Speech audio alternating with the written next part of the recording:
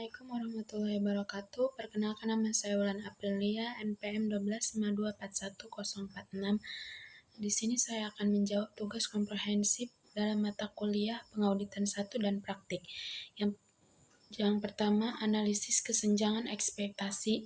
Kesenjangan ekspektasi dalam audit adalah perbedaan antara harapan masyarakat atau pengguna laporan keuangan terhadap peran dan tanggung jawab auditor dengan apa yang sebenarnya menjadi tanggung jawab dan cakupan pekerjaan auditor menurut standar profesional audit.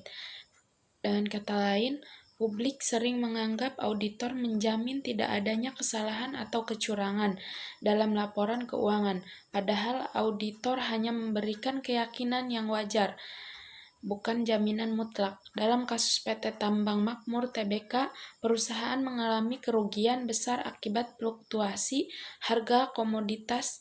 Ini termasuk kegagalan bisnis, bukan kegagalan audit.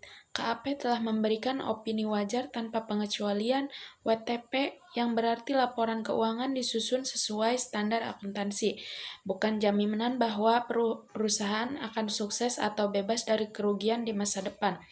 Investor awam sering keliru menafsirkan opini WTP sebagai jaminan kelangsungan usaha, sehingga ketika rugi besar terjadi, timbul kekecewaan dan tuduhan salah terhadap auditor. Perbedaan antara tiga konsep utama kegagalan bisnis terjadi karena faktor ekonomi, manajemen, atau pasar, bukan karena kesalahan auditor. Kegagalan audit terjadi ketika auditor tidak mendeteksi salah saji material atau tidak mematuhi standar audit. Risiko audit: kemungkinan audit memberikan opini yang salah meskipun telah mematuhi standar audit. Risiko melekat, risiko pengendalian, risiko deteksi. Mengapa tuntutan investor muncul dari kesenjangan ekspektasi? Investor sering salah paham terhadap peran auditor. Mereka menganggap opini WTP sama dengan jaminan keberlangsungan usaha, padahal bukan. Karena itu, gugatan muncul akibat kesenjangan ekspektasi, bukan karena terbukti ada kegagalan audit. Auditor telah melaksanakan prosedur sesuai standar, namun ekspektasi publik yang berlebihan menimbulkan persepsi keliru. Jawaban yang kedua, spektrum kelalaian dan penipuan. 4 tingkatan kegagalan auditor, yaitu kelalaian biasa, kelalaian berat, penipuan konstruktif, penipuan. Kegagalan biasa: kegagalan auditor dalam menggunakan kehati-hatian dan kompetensi profesional yang wajar, namun tanpa niat buruk. Contohnya, kesalahan kecil akibat ketidaktelitian atau pengawasan kurang memadai. Kelalaian berat: kelalaian yang sangat parah. Auditor mengabaikan prosedur audit penting atau bertindak dengan ketidakpedulian terhadap standar profesional, hampir mendekati penipuan karena ada unsur reckless disregard. Yang ketiga, penipuan konstruktif terjadi ketika auditor bertindak dengan sangat ceroboh hingga menyerupai niat menipu walaupun tidak ada maksud langsung untuk menipu. Yang ketiga, penipuan atau fraud.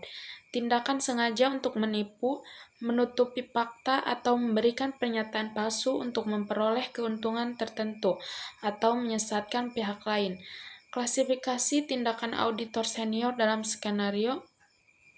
Tindakan auditor senior yang tidak melakukan prosedur konfirmasi piutang material dan hanya mengandalkan pernyataan lisan CPO termasuk kelalaian berat. Alasannya, auditor mengabaikan prosedur audit penting konfirmasi piutang yang wajib dilakukan sesuai SPAP. Nilai piutang material berisiko tinggi. Keputusan untuk menghemat waktu menunjukkan sikap tidak hati-hati dan tidak profesional. Meskipun tidak ada niat menipu, tindakan tersebut menunjukkan ketidakpedulian serius terhadap standar profesional.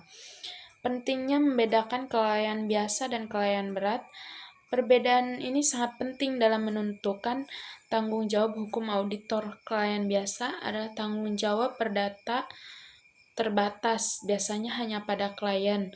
Kelalaian berat atau penipuan dapat menimbulkan tanggung jawab hukum, pidana, dan gugatan dari pihak ketiga, misalnya investor. Jawaban nomor 3, tanggung jawab kepada klien dan pembelaan auditor, analisis tanggung jawab hukum KAP Handal dan rekan kepada PT Manufaktur Presisi. KAP memiliki tanggung jawab kontraktual, breach of contract, berdasarkan engagement letter untuk melaksanakan audit sesuai standar profesional, namun tanggung jawab tersebut tidak mencakup jaminan mendeteksi seluruh bentuk kecurangan, melainkan salah saji material. Evaluasi pembelaan KAP yaitu engagement letter sah dan kuat secara hukum karena secara eksplisit membatasi tujuan audit untuk menemukan salah saji material, bukan semua bentuk fraud. Manajemen letter menunjukkan bahwa KAP telah memenuhi kewajiban profesionalnya dengan mengidentifikasi kelemahan pengendalian internal dan memberikan rekomendasi kegagalan manajemen memperbaiki kelemahan tersebut menjadi bentuk kelalaian kontribusi dari klien yang memperkuat posisi pembelaan KAP. KAP Handal dan rekan tidak sepenuhnya bertanggung jawab atas kerugian karena telah memenuhi kewajiban profesional dan memberikan peringatan, sedangkan manajemen lalai menindaklanjuti rekomendasi. Jawaban nomor 4, tanggung jawab kepada pihak ketiga. 3 doktrin common law, Ultramar's Doctrine, PPT, auditor hanya bertanggung jawab kepada pihak yang memiliki hubungan kontraktual langsung atau klien. Restatement of torts, tanggung jawab auditor meluas ke pihak ketiga yang diketahui akan menggunakan laporan untuk tujuan tertentu. Plausible user doctrine, tanggung jawab meluas ke setiap pihak ketiga yang dapat diperkirakan secara wajar akan menggunakan laporan tersebut. Dalam kasus ini, KAP tulus mengetahui laporan audit akan digunakan untuk sindikasi perbankan. Berdasarkan Ultramar's, tuntutan bank akan ditolak, tidak ada PPT. Berdasarkan Restraint of Torts, tuntutan bank dapat diterima karena auditor tahu laporan digunakan oleh mereka. Berdasarkan Plausible user, tanggung jawab semakin luas dan bank jelas termasuk pengguna yang dapat diperkirakan. Doktrin Restraint of Torts paling relevan dan adil karena auditor secara sadar mengetahui bahwa laporan akan digunakan oleh pihak sindikasi bank untuk keputusan pinjaman. Jawaban nomor 5, tanggung jawab hukum di pasar modal atau IPO. Perbedaan tanggung jawab auditor dalam IPO PS audit reguler.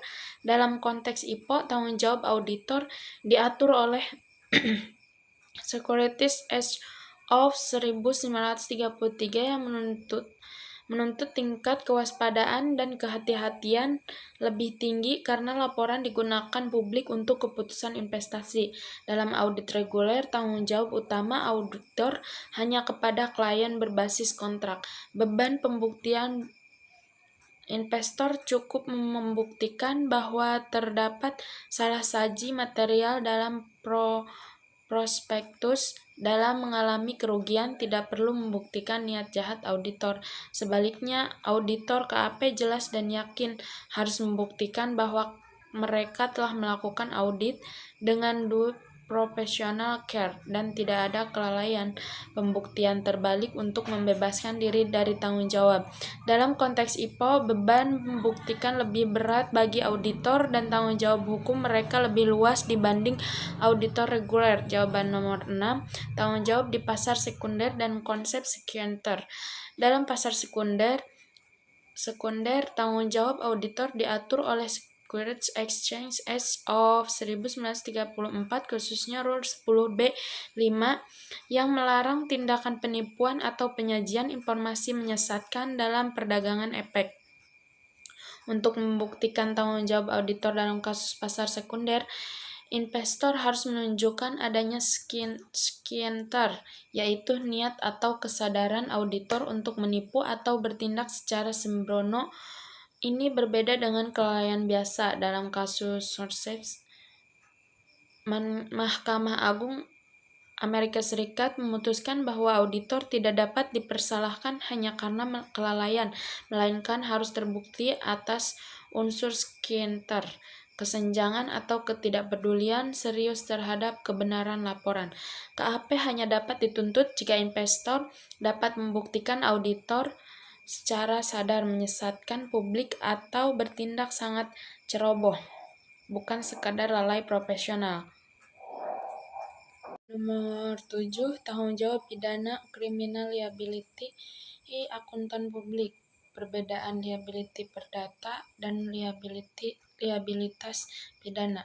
Liabilitas perdata timbul karena pelanggaran kontrak atau kelalaian profesional yang menyebabkan kerugian finansial bagi pihak lain. Liabilitas pidana timbul karena tindakan yang bersifat melawan hukum secara sengaja seperti pemalsuan, suap, atau obstruction of justice. Analisis tindakan partner KAP yang memerintahkan penghancuran dokumen audit merupakan bentuk obstruction of justice, yaitu menghalangi proses hukum. Walaupun audit awalnya dilakukan tanpa niat jahat, tindakan menghapus bukti menunjukkan kesenjangan mengalami penyelidikan sehingga menjadi pelanggaran pidana berat di bawah hukum korupsi dan tindak pidana umum. Penghancuran dokumen membawa konsekuensi pidana serius karena menunjukkan niat menghalangi keadilan terlepas dari apakah auditor sebelumnya lalai atau tidak dalam audit. Jawaban nomor 8, respon profesi dan regulator terhadap risiko litigasi. Langkah-langkah yang dapat diambil profesi dan regulator. Yang pertama, IAP meningkatkan standar audit dan etika profesional, menyelenggarakan pelatihan dan sertifikasi berkelanjutan, mengembangkan mekanisme disiplin dan sanksi internal. Yang kedua, regulator OJK dan PP3K memperketat pengawasan terhadap KAP dan audit perusahaan publik, mewajibkan rotasi auditor dan peer review untuk menjaga independensi, meningkatkan transparansi laporan audit, serta perlindungan bagi whistleblower. Kombinasi langkah tersebut dapat menurunkan risiko litigasi dengan perkuat kualitas audit, menjaga reputasi profesi, serta melindungi kepentingan publik melalui peningkatan kepercayaan terhadap laporan keuangan audit. Jawaban nomor 9, manajemen risiko litigasi di tingkat KAP, program atau kerangka kerja 4 pilar untuk meminimalkan liabilitas hukum, yaitu manajemen penerimaan klien, evaluasi reputasi dan integritas calon klien seperti sebelum menerima penugasan, contohnya melakukan background check terhadap manajemen, memeriksa catatan hukum, dan mempertimbangkan risiko bisnis klien. Pengendalian mutu, terapkan sistem review berlapis, supervisi senior auditor, dan konsultasi teknis sebelum laporan diterbitkan. Contohnya, manajemen quality review oleh partner independen sebelum laporan final ditandatangani. Yang ketiga, dokumentasi dan kepatuhan. Pastikan seluruh prosedur audit dan pertimbangan profesional terdokumentasi dengan baik sesuai standar auditing. Contohnya, menyimpan semua kertas kerja audit, bukti temuan, dan korespondensi klien sesuai periode retensi. Yang keempat, pelatihan dan perlindungan profesi.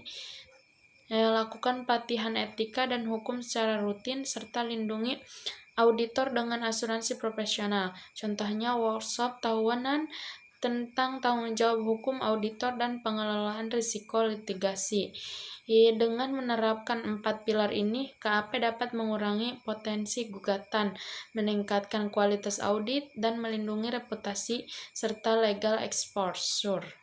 Jawaban nomor 10, studi kasus komprehensif jasa non-audit dan pihak ketiga.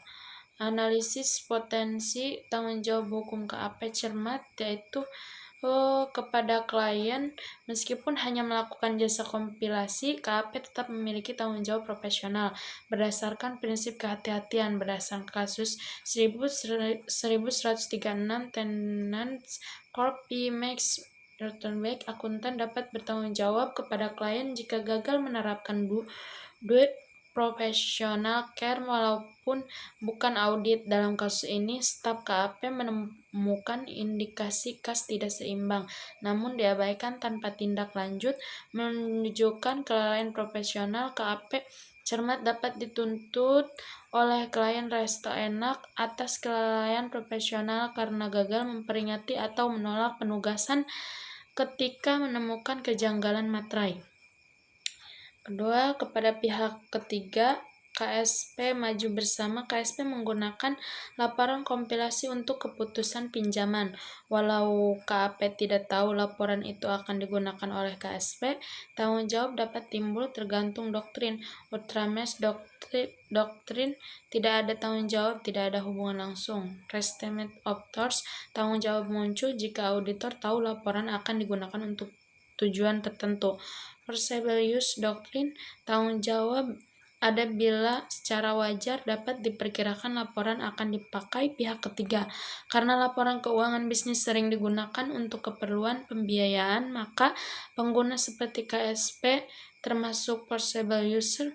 KAP cermat berpotensi bertanggung jawab kepada KSP atas dasar kelalaian negligence di bawah doktrin forcible use meskipun tanpa hubungan kontraktual. Cukup sekian dari saya. Wassalamualaikum warahmatullahi wabarakatuh.